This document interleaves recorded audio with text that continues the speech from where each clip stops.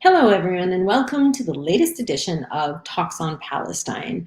Thank you for joining us, and of course, we're super excited about our guest today. But before I introduce her, I want to tell you a little bit about the purpose of our talk today. The purpose of everything we do at Kinder, and including obviously the Talks on Palestine that we do, is not only to become more informed and more aware of what's going on the ground, but also to raise funds to help the children of Palestine.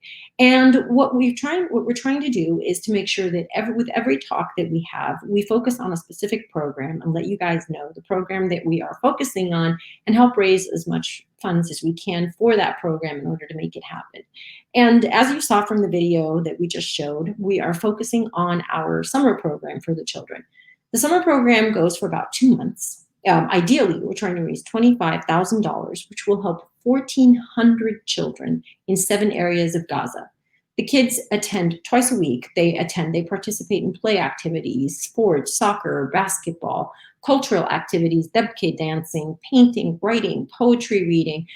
They also go on a field trip. They go on an amusement park. So it's kind of like a great summer camp opportunity that the kids would never have otherwise. Obviously, there are strict guidelines on everything because of the coronavirus.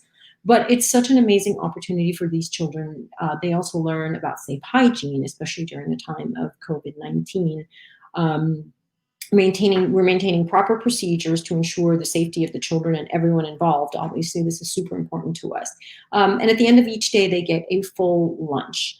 As well, what's great about the program is it also brings in 10 members of the youth community to implement and coordinate the activities, and they receive a small stipend as well. So it helps them on another level as well. And just to let you know that obviously every penny counts, every donation makes a difference. But just to let you know and kind of quantify it for you, $10 will sponsor a child for one of the 2 months. Just $20 will sponsor a child for the entire 2020 program. And so really, please consider giving. We've got our donate button. You can see it below, or visit our website, KinderUSA.org.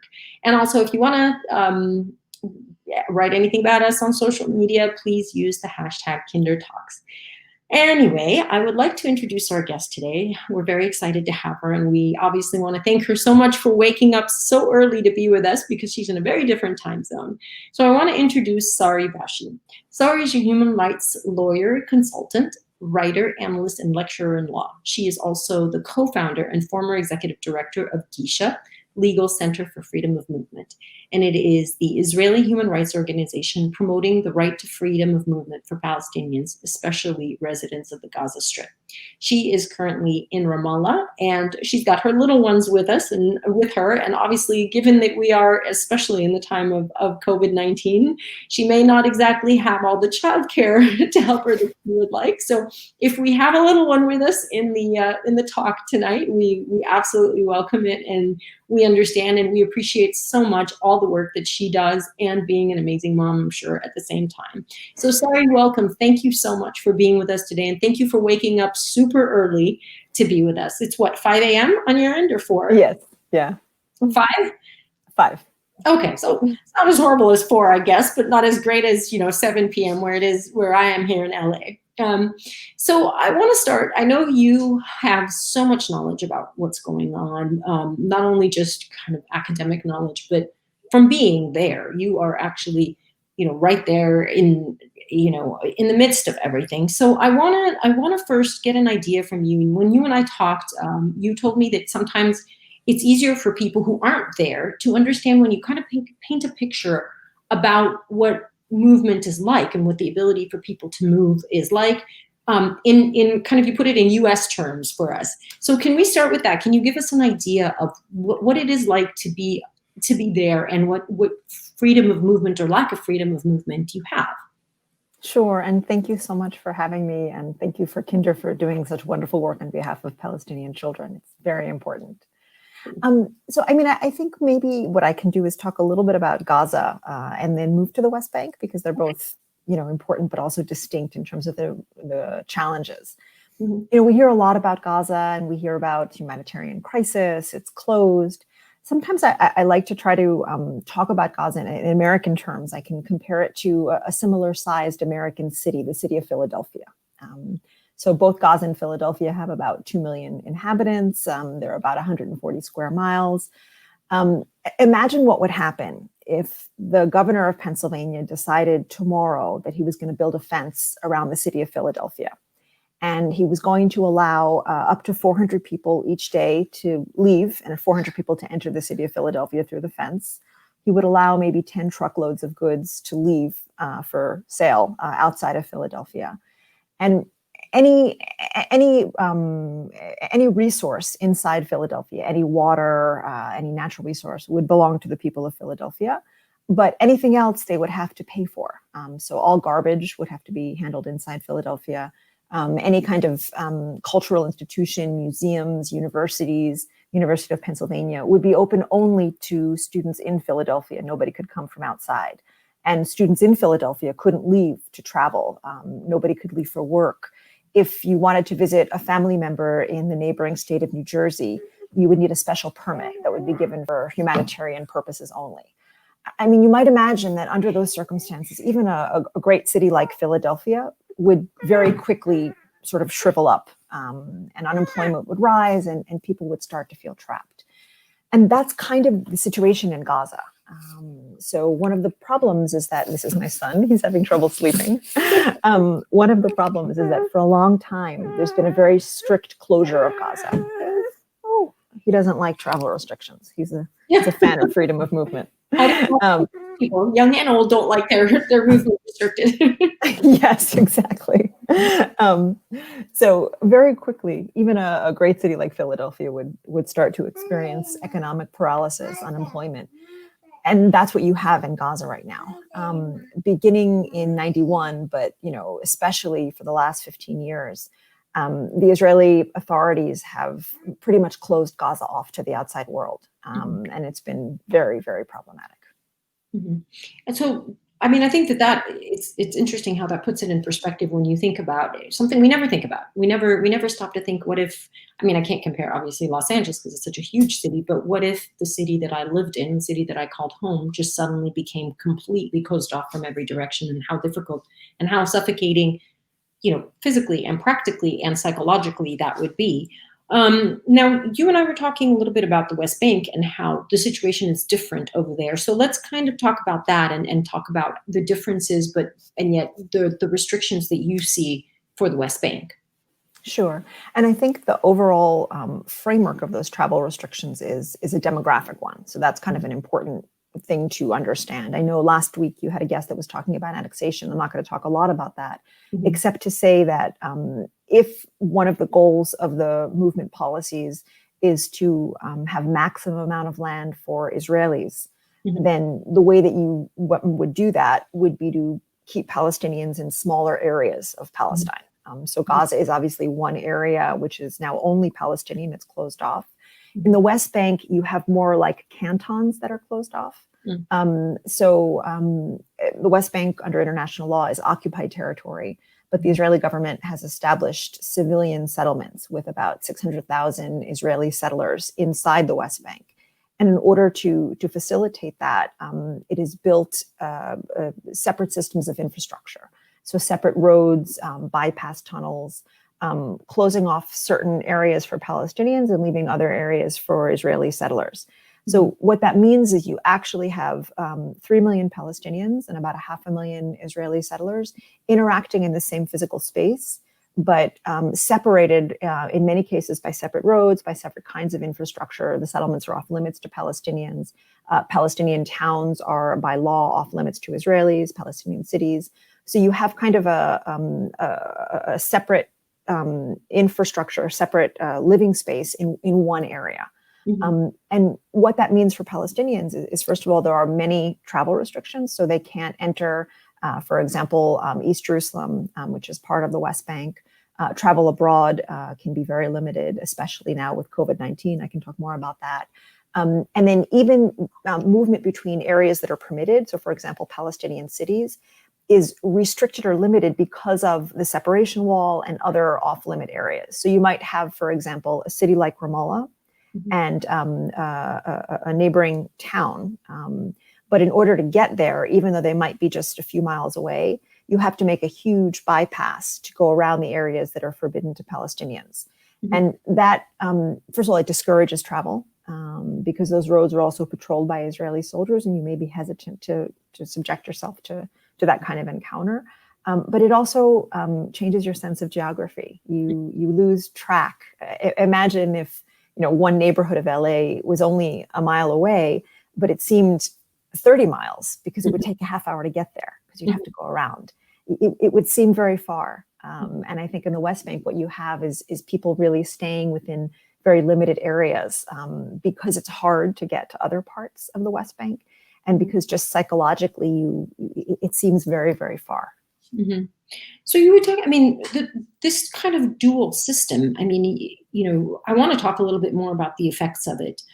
This dual infrastructure, I mean, is there, I mean, let's talk first about the main purpose of it and the main goal of it. Obviously not just to make life difficult for people to move around, but I want to talk about the kind of the planning and the infrastructure of it, and then what it does to people's, not just that it makes things seem far away, but what it does to people's horizons in general in terms of messing with their geography and messing with their motivation to go places, but just thinking about their horizons in general. Yeah. So I think that the example of Gaza being totally closed is less true, but still somewhat true in the West Bank, in the sense that, for example, you can travel abroad, usually not now, but it's very difficult to do so. People can come in sometimes, but not always. And so you have that kind of closed off space. For me, one of the hardest things is thinking about the situation for universities in the West Bank. It's very difficult to get foreign academics, foreign lecturers. It's nearly impossible to get foreign students to come. Students from Gaza, for example, are not allowed to study in West Bank universities and vice versa. So you have an academy that is closed off. You have people going to school with their neighbors, which is great.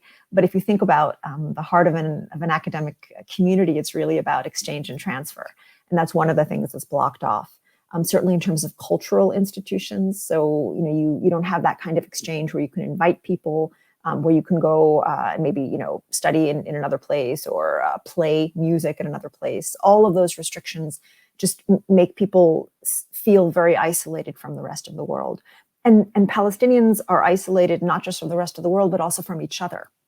So you have Palestinians in the West Bank who find it very difficult to interact with Palestinians in Gaza.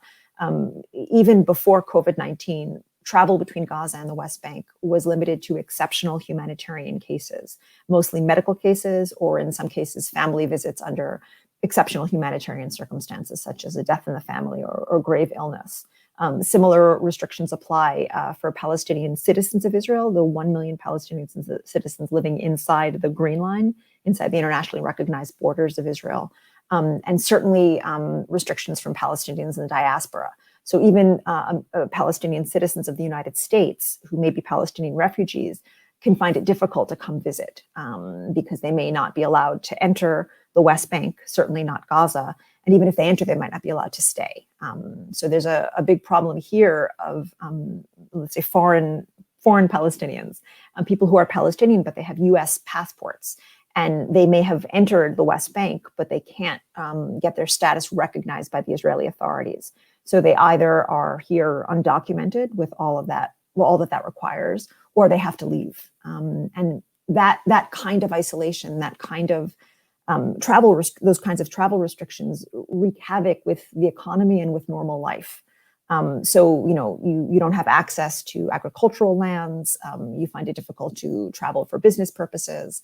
All of that is contributing to a difficult economic situation in the West Bank and a dire economic situation in Gaza. Mm-hmm. I mean, that's interesting. I did not know, maybe because I haven't been in so many years, I didn't know that as an American or as an American of Palestinian descent, I actually couldn't go and then go see family in Gaza and then go see family in the West Bank. I mean, from what you're saying, that's actually super complicated, and probably I wouldn't even be able to do that, correct? Right. So there's what I hope is a temporary situation right now, and there's a permanent situation. So the temporary situation right now is that under COVID-19, Gaza is almost totally closed. And I can talk more about that. Some of that has to do with the Hamas authorities, and some of that has to do with the Israeli authorities. The West Bank, because Israel doesn't allow Palestinians to operate an airport in the West Bank or Gaza, Palestinians are dependent on foreign airports for travel abroad. And usually what people do is travel to Jordan in order for people to come in or out. Or if you're American, you might be able to use the Israeli airport in Tel Aviv. The Jordanian airport, the border between Jordan and Palestine has been closed since March. So Palestinians in the West Bank cannot travel abroad, and people can't visit the West Bank. So you would not be able to visit now the West Bank through Jordan.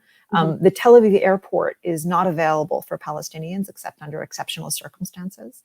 Under ordinary circumstances, American citizens might be able to visit Tel Aviv and then enter Palestine, but that's also for COVID-19 restrictions not happening. One of the problems for US citizens is that there's a range of reasons that the Israeli authorities can prevent US citizens from entering the West Bank or Israel, including people who are seen to support boycotts of Israel. And that's been a big problem in terms of people coming in.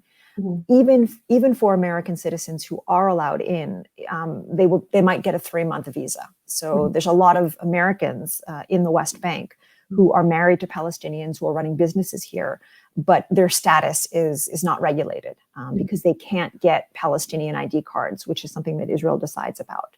In Gaza, the situation has always been much worse. Nobody is allowed to enter or leave Gaza except under very exceptional humanitarian circumstances.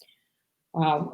Yeah, I mean, we talked a little bit about, or I started the question by saying, if I wanted to go visit, but ultimately, my situation is completely unimportant in comparison to my situation, or any of us, any, US citizen who wants to go is nothing in comparison to what people are experiencing who are there, who are stuck either in the West Bank or Gaza and can't go between the two. You can't see family that are there. And so, I kind of want to go back to a little bit about the effects of all this, because ultimately all of these things end up having effects on the people who are facing these restrictions. So I want to talk a little bit more about that. I want to hear your thoughts on that.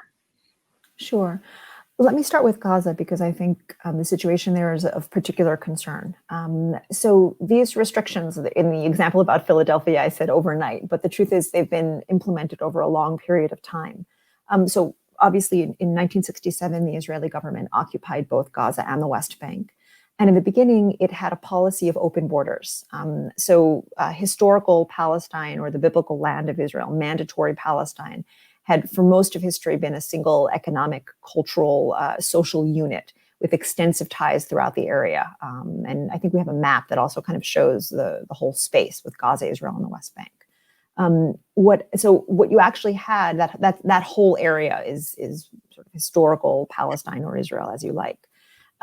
What happened is between 49 and 1967, after the 48 war, but before the occupation, those areas were cut off, and you had Jordan ruling the West Bank, Egypt ruling Gaza under military rule, and the newly created state of Israel in what are now the internationally recognized borders.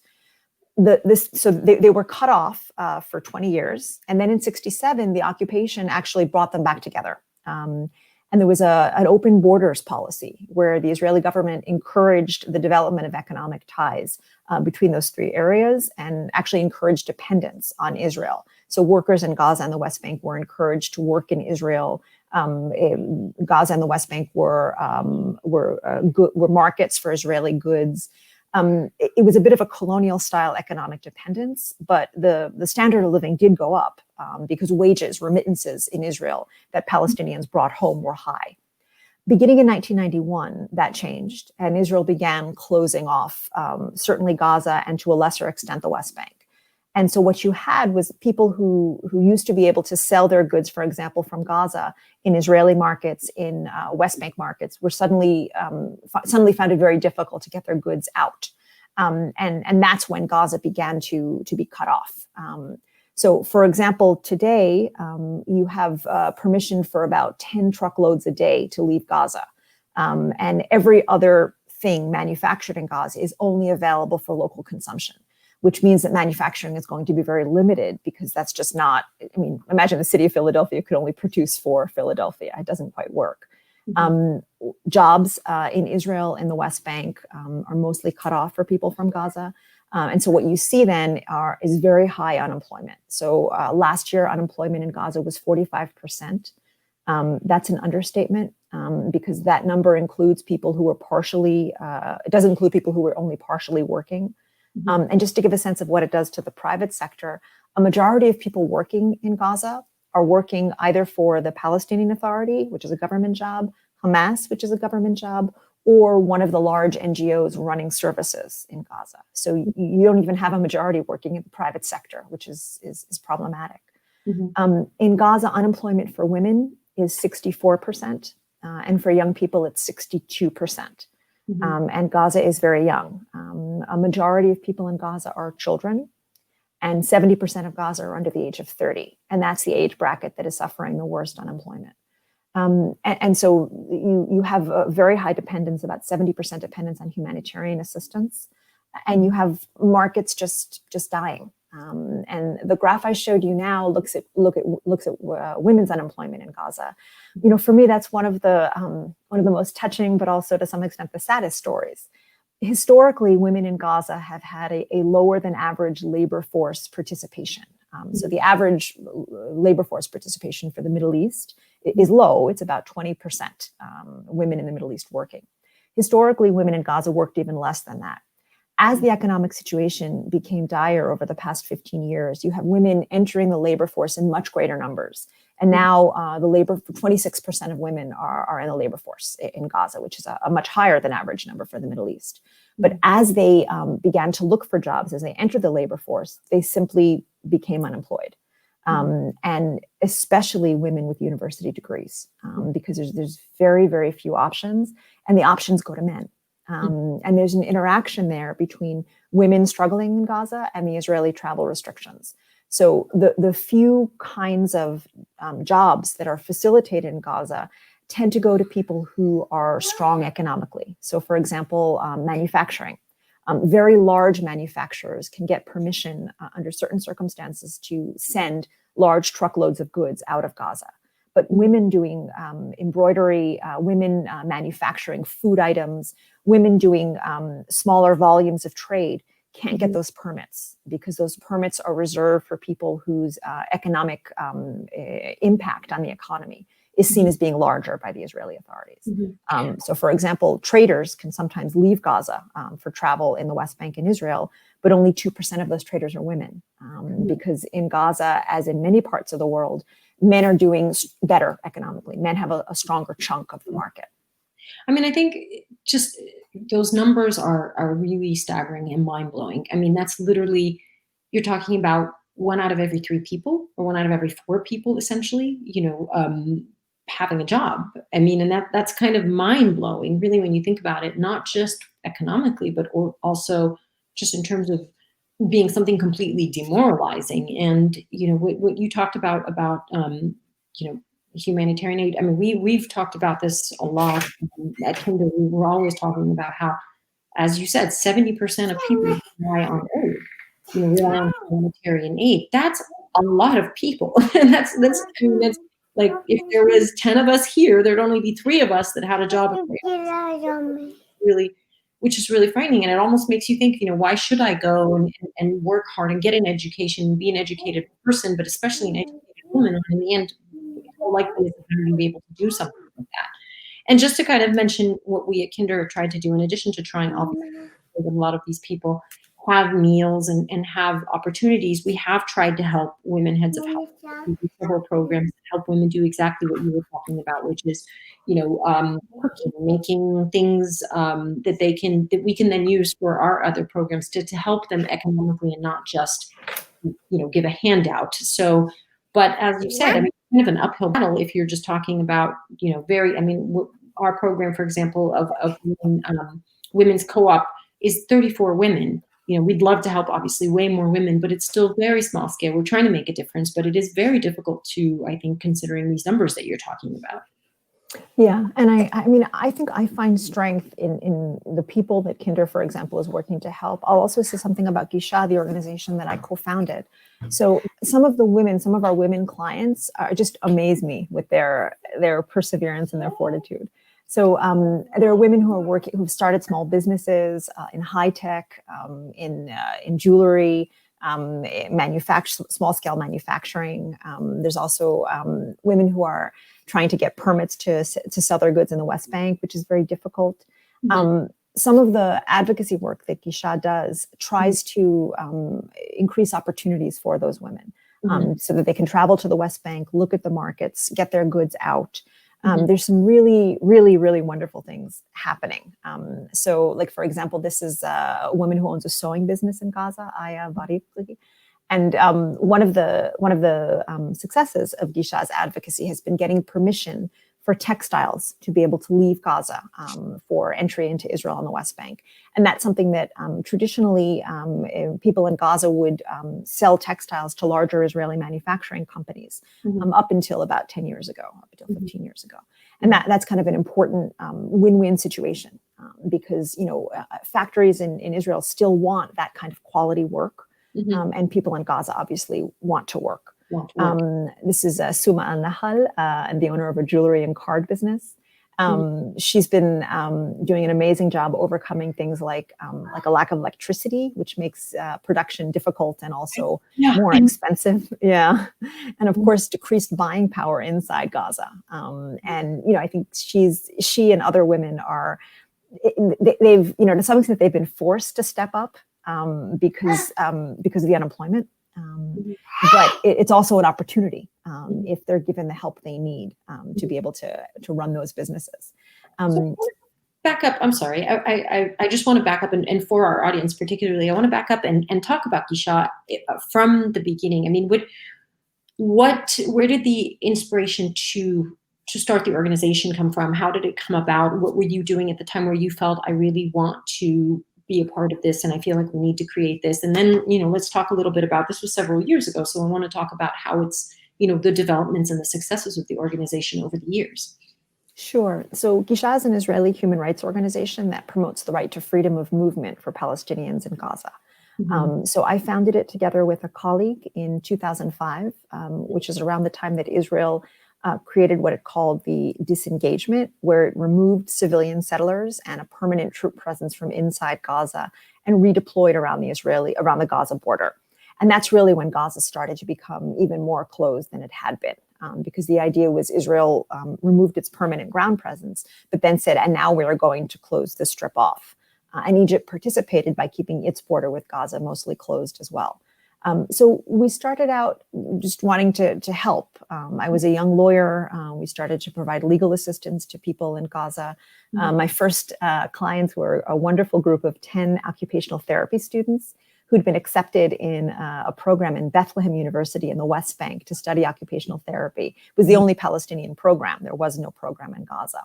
And so we filed a court petition to try to let them get to their studies because there's been a ban on students from Gaza studying in the West Bank. We quickly realized that legal assistance was not enough. And so we branched out into advocacy as well. So Gisha helps thousands of people through individual legal assistance vis-a-vis the Israeli authorities, but also engages in broader advocacy to try to change policies that restrict freedom of movement inside Gaza. So for example, in 2008, there was a ban on Palestinian students leaving Gaza for travel abroad. And we were able to call attention to that by raising the profile. We placed a story in the New York Times that the US government was withdrawing Fulbright grants to Palestinian students in Gaza because Israel wouldn't let them reach the United States for their studies. Wow. And that's the kind of advocacy that I think helped people in Israel, but also in the United States, see folks in Gaza differently. Because I think sometimes the rhetoric can be very dehumanizing for people in Gaza. But, here we're Fulbright students, right? Which is obviously something very admirable. And so as a result of that advocacy, those students were allowed to travel. But more broadly, I think there was an understanding that whatever security concerns may be, whatever the political disputes are between Hamas and the Israeli authorities, civilians, people need to be able to travel and move and work and do all the wonderful things that we want them to do. And that's what Gisha continues to try to do. Under COVID-19, it's become even more difficult. because now there's an additional layer of the travel restrictions. Since March, Israel has imposed a nearly complete closure on the Gaza Strip. Under ordinary circumstances, it would allow those 500 people a day to leave Gaza. Now it's more like 200 people a month is about 30 people a day, right? Or I guess 60 people a day being allowed to leave, which is a very, very small number. And then in addition, as part of the COVID-19 measures, the Hamas government inside Gaza has imposed a 21-day quarantine, institutional quarantine for anyone entering Gaza. So that means that institutional quarantine. So that means that certainly foreigners don't particularly want to go, even if they could, because you don't want to be in quarantine for 3 weeks. But even folks in Gaza, even medical patients, for example, who want to leave for treatment in Israeli hospitals or other places, they have to weigh, the costs of, not the financial costs, every other kind of cost of being, time. I mean, 3 weeks. I mean, if you're going to do something in Gaza and you need to do it for a week, you basically have to take a whole month to be able to spend the 21 days and then actually do whatever it is that you needed to do. I mean, I'm sure that's even hard on humanitarian work. Yeah. So what you have is foreign humanitarian workers who used to be able to get permits to go in won't go anymore because they don't want to spend 3 weeks in institutional quarantine. So again, like now you have, as you often have, an interaction between Hamas-based restrictions and Israeli-based restrictions. So as of March, Israel has imposed a full closure on Gaza they say, to contain the pandemic. Now, it's a little bit strange because of this very strict institutional quarantine, which was imposed from the beginning. In Gaza, you have currently a total of 6 active cases of COVID-19. And in Israel, you have a total of 33,000 active cases of COVID-19. So I'm not worried that somebody coming out of Gaza is going to infect somebody in Israel. That's not the concern.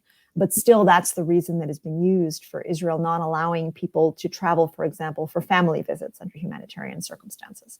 So it used to be that if, God forbid, a first-degree relative was ill or there was a funeral of a first-degree relative, you could request an Israeli permit to come to the West Bank, to come to Israel, to be with your family during that time.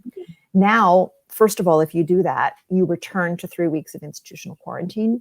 But anyway, the Israeli government has said, no, we can't let people from Gaza into Israel or the West Bank to contain the pandemic, which doesn't quite make sense. Yeah. I mean, we had Dr. Mads Gilbert on at the end of Ramadan, and we talked extensively about the COVID situation in Gaza and how, I mean, there was 20 cases, and like you said, I mean, six of them were active and 14 had recovered, and so it's amazing to me to see that 3 months later or 2 months later now we still have the same numbers, which I guess is maybe a small blessing, but all the other things that go along with it, as you're talking about, 21 days from the Hamas side and then complete closure from the Israeli side makes it just very difficult, makes the situation even more difficult than it already is. So, yeah. And the economic price is extremely high. Manufacturing jobs, the unemployment figures I gave you were as of last year. I don't even want to know what they are now. It's been very, very difficult for folks in Gaza, all over the world, really. But Gaza is more vulnerable than most places. So I in talking about what Gisha does, I think in the Fulbright example that you gave, I think was really important because in addition to what the organization is doing there on the ground to help people be able to, move within Israel and so on, this kind of being able to speak about it here in the US, being able to get word out, being able to, expose it in the media and so on. And like you said, how humanizing is that? So I kind of want to talk a little bit about the bigger advocacy work that's being done and how we can all be part of that to help shift the thinking. As you said, there's always the kind of, 2 million victims stuck in an open air prison. And you never think about the fact that there are these people who are working so hard in universities and so on and so forth. And, musicians and athletes and everything else that, are dying for the opportunity to be able to move, as you put it. So I want to talk a little bit about what's going on now for that, that kind of advocacy, but also what your recommendations are for how we can all make a difference. Sure. And I mean, I think one request I have for people who care about Palestine is certainly the humanitarian situation in Gaza is very important. But let's not just talk about a crisis, a humanitarian crisis. Let's talk about a crisis of dignity. I think there's been a lot of appropriate discussion about, aid and assistance and measures like, how much food assistance is being given, and that's incredibly important. But I think we should also spend more time talking about the desire and need of people in Gaza to engage in productive, dignified work, especially young people. And there are things people can do. It's very difficult, but you can buy from certain online stores. You can buy crafts created in Gaza. You can certainly donate to organizations that are doing important humanitarian assistance, but also development work. And my preference is always for women. I think when you invest in women, you invest in a society. It's really important. Yeah. And I think also, there's a lot of mischaracterization or dehumanization of people in Gaza. And I think it's important to bring out the examples and the stories of just ordinary people. They're no better or worse than anybody else. They're just regular people trying to, live their lives. So families in Gaza want what every family wants. They want to make a little money and raise their kids and, maybe have a little bit of leisure on the weekends. That's what people want. And so the opening up Gaza is really important for that. Allowing the economy to breathe is really important for that. Debunking some of the security myths. So, for example, the Israeli authorities say that the limits on goods leaving Gaza are based in security. Well, it doesn't quite make sense because, for example, folks from Gaza are allowed to now sell a few truckloads of tomatoes and eggplants in Israel, which used to be a huge market for folks at Gaza every day. So if they can send 2 truckloads a day, why can't they send 5 truckloads a day? If they can sell tomatoes and eggplants, why can't they also sell strawberries and flowers, which are actually more financially lucrative? There's a lot that can be done that doesn't even approach security issues. And actually, ironically, doesn't even approach COVID-19 issues because the movement of goods has continued fairly well despite the pandemic restrictions. So even now, one of the best things the Israeli government could do to help people in Gaza deal with the effects of COVID-19, medical and economic, would be to allow them to sell their goods outside of Gaza. And these are markets that have been in existence for a long time in Israel and the West Bank. And that would just let people make a living so that they would have money to buy the things they need to keep themselves safe and also to be able to live their lives. Yeah, I think that is really important. I mean, the crisis of dignity is so substantial because we think about, like you said, are people getting enough food? Is there malnutrition, et cetera, and so on. But to think about restoring dignity to people, when you feel like you can't work, you can't support your family, as a man or as a woman head of household, and I think just going back to some of the programs that we try to do at Kinder, and we're always trying to raise funds for and hope people will donate and help out with that is where people we don't just give handouts. We really try, especially with women, we really try to help them provide for their families, help them have programs that support each other, give them jobs that producing goods, producing food that we then do for the program of a breakfast in the classroom and so on. And even with our summer program that we are raising funds for right now, in addition to helping these children, we do have young people from the community coming in to run some of the programs like we would have camp counselors, junior camp counselors, and giving them a little bit of a stipend, so they're at least working and making a little bit of money. So I think that it is really important to remember that. We actually have a question. So Christine, you want to tell us what our question is? You want to put it on the screen or put it for me? Let me see. Any suggestion on where to be in Gaza or the West Bank? Yeah. So if you there's a news store in Jaffa. I could send people the links afterward. There's different stores in the West Bank and in Israel that sell goods made in Gaza. There's different cooperatives. I could send people the links afterward if they're interested. It's hard to get the goods out, but people are able to sometimes get out kind of small quantities of goods in an informal way, and that makes a real difference because the buying power is limited in Gaza, but for people in the West Bank, certainly abroad, it can be really helpful. Well, we would very much appreciate that. If you send me the links, we will make sure to put them up on our Facebook, with our talk today, so people can then see the links and so on. So if you're interested in that, Michael, the person who sent the question, or anybody else, and you want to be able to support goods produced in Gaza, please follow us on our Facebook page. We will definitely add it to the video. The video will live on the Facebook page. It'll always be, so you can always watch the conversation again, and you can always see the. Thank you for that. Sorry. Talking a little bit about the economics, one of the things that we had discussed was the colonial style economic situation. Sorry about that. I'm listening. It's totally fine. Just wanting to talk a bit about that and the effects of it. Oh, we lost your. Oh, there we go. Can you hear me? Yeah. So basically, in beginning from 1967 until about 1991, Israel. Okay.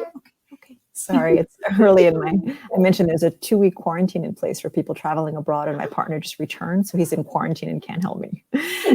So between 67 and 91, there was a policy that some Israeli military officials called Enlightened Occupation. So the idea was to have a limited investment in Gaza and the West Bank, some infrastructure roads. Gaza was connected to the Israeli electricity grid, which was important for people there, and to encourage people in Gaza and the West Bank to enter Israel for labor. And it was actually really important to folks in Gaza because the cost of living was higher in Israel than in Palestine. It meant an influx of cash. And in addition, then, people in Gaza were encouraged to produce for the Israeli market. So,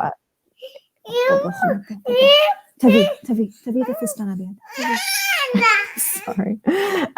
So, for example, Israeli textile factories would send raw materials. It's in our conversation. Sorry. Israeli textile companies.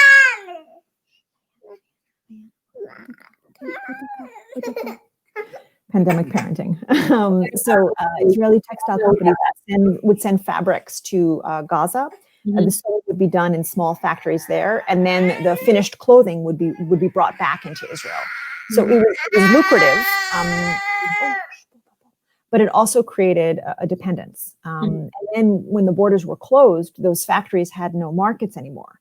And so now, even though there is somewhat of a limited ability to sell goods abroad, those markets have never been developed. And still the biggest markets are Gaza and the West Bank. So prior to a ban on outgoing goods from Gaza that was imposed in 2007, 90% of goods being sold from Gaza to the outside were being sold in Israel and the West Bank, mostly Israel. And so in 2007, when Israel cut off that avenue, banned goods from leaving Gaza, it just devastated the manufacturing industry there. There were, within the West Bank, you have kind of a similar situation where 60% of the West Bank is, it's called Area C. It's areas that are restricted to Palestinians, and that's where the settlements are. So those are agricultural lands that in many cases belong to Palestinians, but they can't access their lands.